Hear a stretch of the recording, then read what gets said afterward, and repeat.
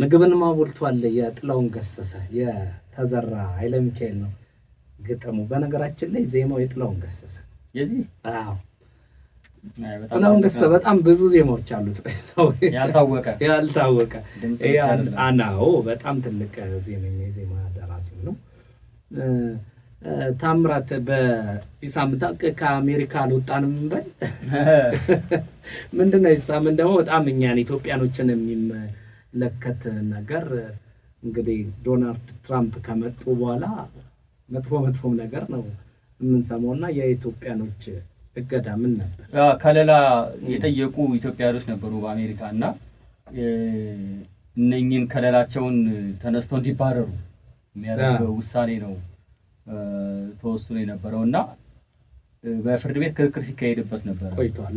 ከየሀገራቸው በተለያየ መንገድ የመጡ ናቸውና አሜሪካ ከሌላውን መስጠት አለባት ተብሎ ላለፉት 2 ዓመታት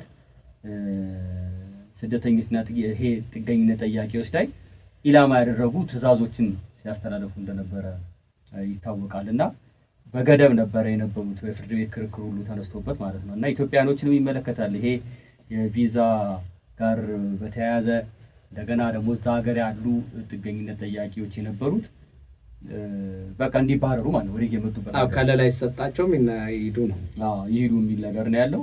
አሁን እንደገና እርግጥ ፍርድ ቤት እንደገና ይግባኝ ተጠይቆበታል ጉዳዩ እና ይሄ በጣም ከባድ ነገር ነው። ከዚህ ጋር እንደገና በተያያዘ ደግሞ ወደ 75 ሀገሮችን ወደ አሜሪካ የመግቢያ ገዳ ጥለው እንደነበረ ይታወቃል።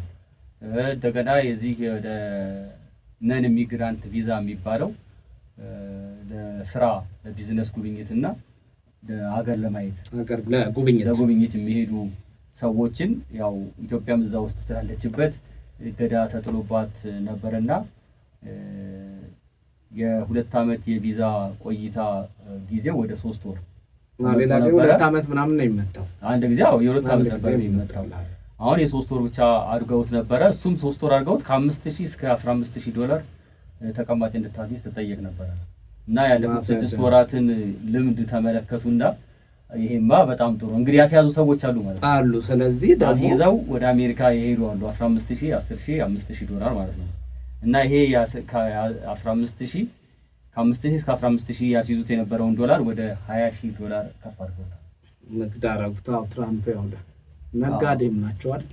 ግን ገንዘቡ እኮ የሚቀር አይደለም የሚመለስ ነው። ሰዎቹ በሰዓቱ ገብተው በሰዓቱ የሚወጡ ከሆነ ከአሜሪካ ወይም የአሜሪካ ታክስ ከፋይ ላይ ሸክም የማይሆኑ ከሆነ ገንዘቡ ይመለሳል ነው የሚለው። ቅጣት ይኖረው ነው። ከዛ ውጪ ከእንትን ከቆየማ ብሩ አይመለስም። እሱን እኮ 20 አንቀለጠፍ ማለት ነው። አሁን ባለው ምንዛሬ ወደ 4 ሚሊዮን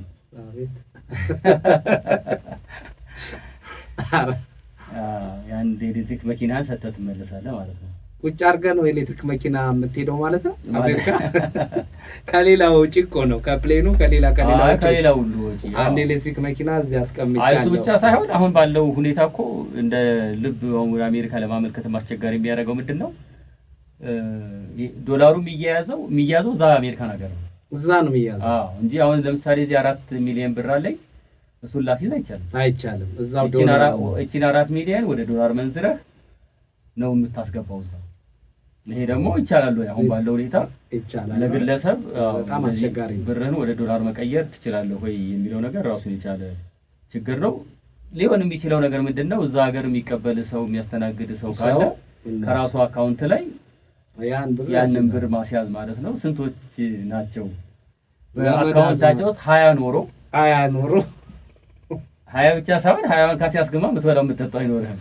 ከ20 በላይ ኖሯቸው 20ውን ላንተ አስይዘውልህ የሚቀጥለው 1 ወር ከዛ በኋላ ገንዘቡ የሚመለስላቸው። ለዛ ላይ አንተ በተለያየ መንገድ ብትዘገይ ያ 20 ይቀራል። የኛ ሰዎች ከባድ ነው። ተውለውጣል ልትለው ዘመዴን ቆይልኝ በፊት የምትለው እኮ አሜሪካ ተውለውጣልኝ አውሮፕላኑስ እንዳያመልጥ ሻንጣን ልብስና አስፈላጊ ከሆነ እንደ ነገ ከሆነ በረራ እዛው ኤርፖርቱ አካባቢ ሄዶ ቢያድር ነው የሚሻለው። ሊያመልጥ ይችላል። ምንድን ነው እንደዚህ ያደረጉት ዓለም እንደ ትራምፕ ከመጡ በኋላ አሜሪካውን ውስጥ አሁን መሬት ላይ ያለች መንግስተ ሰማያት የመሆን ሆናለች። አዎ እያሰፉት መጥተዋል። ግን ግድ ነው ወይ አሜሪካ መሄድ? እሱ አይደለም።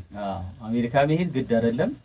እርግጥ አሜሪካን ያላዩ ሰዎች አይታችሁና ብዙ ፓስፖርት ቪዛ የተመታላችሁ የአውሮፓም የአሜሪካን አመልጣቸዋል። ብዙ አዲስ ነገር የለውም። አሜሪካ ማየት ጥሩ ነው፣ ግን ማየት ግን ይህን ያህል ደግሞ መስዋዕትነት መክፈል ከዱባይ መጀመር ይቻላል። እንዳድ ኬንያስ ምን አለች? ዱባይ ጋር ምን ወሰደህ? ወጥተው ለማያውቁ ከኬንያ ጀምሮ ቪዛ የማይፈልጉ ቦታዎች አሉ። ለምሳሌ ግድ ቪዛ የማያስፈልጋቸው ሀገሮች አሉ። እዚህ ኬንያን ብቅ ማለት ትችላለህ። ሱዳን እንኳን ብዙ የሚደፈር አይደለም። አሁን እነ ሲሸልስ መሄድ ትችላለህ። እነ ሲሸልስ ጋር መሄድ ትችላለህ። እንደዚህ በማድረግ እሱን ማድረግ ይቻላል። ዞሮ ዞሮ ይሄ የቪዛና የከለላ ማንሳቱ ጉዳይ አሁንም የፍርድ ቤት ክርክሮች አሉበት። ኢትዮጵያኖችን ይመለከታል። እንግዲህ የተሻለውን ነገር ያምጣው ነው እንግዲህ የምንለው ለኢትዮጵያኖች እዛ ላሉትም ያምጣ ነው የምንለው። ሀሳብ አስተያየቶች ካሉ አንድ ሁለት ነገር እናንሳና እናጠቃለን። አንድ አድማጭ በተደጋጋሚ እንዴት ነው ከባንክ ወደ ባንክ እንግዲህ ትራንስፈር ስታደርግ አንዳንዴ ኮፒውን ትፈልጋለህ፣ በሀርድ ኮፒ ማለት ነው በወረቀትና ከባንክ ወደ ባንክ ማለት ከአንድ ባንክ ወደ ሌላ ባንክ ነው፣ ወደ ራስ ባንክ ወደ ራስ ባንክ አይደለ? እንደሱ አይነት ነውና እሱን ወደ ቢያንስ አይ ቲንክ ሁለቱም ብዙ ልዩነት ያላቸው ሁለቱም መንገዶች ይቻላሉ። ለምሳሌ ከአንድ ባንክ አሁን ቡና ባንክ ወደ ሌላ ባንክ ላዛወር ብትል ገንዘብ ማዛወር ትችላለህ። አርቲዲኤስ የሚባልም ነገር አለ። በወረቀትም ማዛወር ትችላለህ፣ በዲጂታልም ማዛወር ትችላለህ። እና ምንድነው ይሄንን በትራንስፈር ያረከውን ከአንድ ባንክ ወደ ሌላኛው ባንክም ስታረግ በራስህ ወረቀቱን ሃርድ ኮፒውን ትፈልጋለህ ላይ እና በዛ ኮፒውን ወደ 35 ብር የሚያስከፍሉ ንግድ ባንክ ነው እንደዛ የሚያደርገው። እንግዲህ አሳውቋል። ይሄንንም በተለያዩ ነገሮችን ያው ገቢ መሰብሰቢያ መንገዶች ናቸው አይደለም። ግን ያው የሱ ደንበኛ አይደለንም ወይ ሰዎች ያን ስናስተላልፍ ከዛስ ገቢ ያገኛል አይደለም ለወረቀቱ 35 ብር እንዴት? እንግዲህ ምንድነው ኢትዮጵያ ውስጥ ነፃ ገቢ አይደል ያለው? ንግድ ባንክ ብቻ ነው ያለው እንዴ? ኢትዮጵያ ውስጥ ስንት ባንኮች አሉ? ከ30 በላይ ባንክ አለ። ስለዚህ የሚያስከፍላል ማያስከፍላል። ስለዚህ ማያስከፍለውን መምረጥና ደንበኛነት መያዝ የማፋንታ ይሆናል። የእነሱ ነው። አቶ ደምሴ እንግዲህ ይሄንን ማጣራትና መያዝ የእነሱ ፋንታ ነው አይደለም። እሱ አሁን ንግድ ባንክ ለስቴትመንት ሁሉ እንደሚያስከፍል አውቃለሁ። የንግድ ድርጅትህን ገንዘብ ታስገባለህ፣ ታወጣለህ። ከዛ ለገቢዎች ፐርፐዝ በወረቀት ኮፒውን ትፈልጋለህ። የዓመቱን በፒዲኤፍ ተደርጎ የዓመቱን ስቴትመንት ሌሎቹ ባንኮች በነፃ እንደሚሰጡ ነው የማውቀው። እና ንግድ ባንክ ጋር እንደሚከፈልበት ለጥፈዋል። እነሱ ይሄን አስተዋውቁ። ስለዚህ ሰው የተሻለው የቱ ጋር ነው ያለው? ገንዘቤ የት ባስቀምጥ የተሻለ ወለድ አገኛለሁ፣ የተሻለ አገልግሎት አገኛለሁ፣ የተሻለ ብድር አገኛለሁ የሚለው ባንኮች በውድድር ውስጥ ናቸው ያሉት። ለዚህ ነው እዚህ የአየር ሰዓት ገዝተው እዚህኛ ጋር ማስታወቂያ የሚያስነግሩት እኮ ሌላ ምክንያት የለውም። የውድድር ጊዜ ይሄን እያደረግን ነው። ስለዚህ እኛ ጋር ነውና የተሻለ አገልግሎት እንሰጣለን። ይሁን እንናገራለን። ስለዚህ የተሻለውን በማዳመጥ ገንዘብህን ግዴታ አይደለም። ድሮ ቢሆን ኖሮ ለምሳሌ የግል ባንኮች ያለው የመንግስት ባንክ ብቻ ነው። ገንዘብን መንግስት ባንክ እንድታስቀምጥ ትገደዳለህ። አሁን ግን አማራጮች አሉ።